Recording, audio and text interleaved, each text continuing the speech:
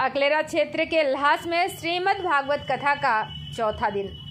क्षेत्र के ल्हास गांव में चल रही श्रीमद् भागवत कथा के चौथे दिन की कथा में कथावाचक संत बालयोगी महाराज जी ने बताया कि ऋषभ देव महात्मा गृहस्थ आश्रम में होकर भी परमहंस भक्त कहलाए।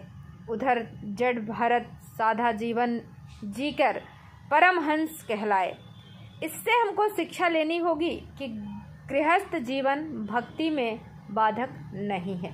साकार और निराकार भगवान को समझते हुए बताया गया है कि साकार और निराकार उस एक ही परमात्मा के स्वरूप हैं। यानी भक्त परमात्मा को निराकार रूप में मानता और एक भक्त परमात्मा को साकार रूप में मानता है। कई लोग तो इसी बात के लिए झगड़ते रहते हैं कि परमात्मा साकार है, कोई कहता है परमात्मा निराकार है, पर हकीकत में साकार और निराकार परमात्मा एक ही है। परमात्मा जब चाहे साकार हो जाता है और जब चाहे निराकार। बताया कि लोग कहते हैं मंदिर बनाने की क्या ज़रूरत है जब परमात्मा सब जगह है। इस बात पर उन्होंने बताया कि हवा सब जगह होते हुए भी हवा को टायर में डालने के लिए मशीन की ज़रूरत होती है। हवा सब जगह होते हुए भी हमको गर्मी से राहत पाने के लिए पंखे की ज़रूरत होती है। इसी प्रकार परमात्मा सब जगह होते हुए भी मंदिर की ज़रूरत होती है। आज के ज़माने में लोग गिरिराज जी को 56 भोग लगा रहे हैं, पर अपना पड़ोसी भूखा सो रहा है, तो ऐसे 56 भोग को लगाने का कोई मतलब नहीं है। किसी गरीब की कन्या के हाथ पीले कर दो, किसी गरीब के बच्चे की स्कूल फीस भर दो, कोई गरीब उसको सहारा दो। यही सच्चा 56 भोग, सच्चा भजन है।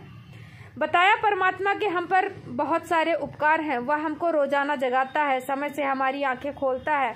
उसने हमको सही सलामत हाथ पैर दिए हैं, सही आंखें दी हैं, खाने को अन्न दिया है, पहनने को कपड़ा दिया है, फिर भी उसको भूल जाते हैं। और संसार में कोई थोड़ी सी भी मदद कर देता है तो उसका हम बहुत एहसान मानते फिरते हैं।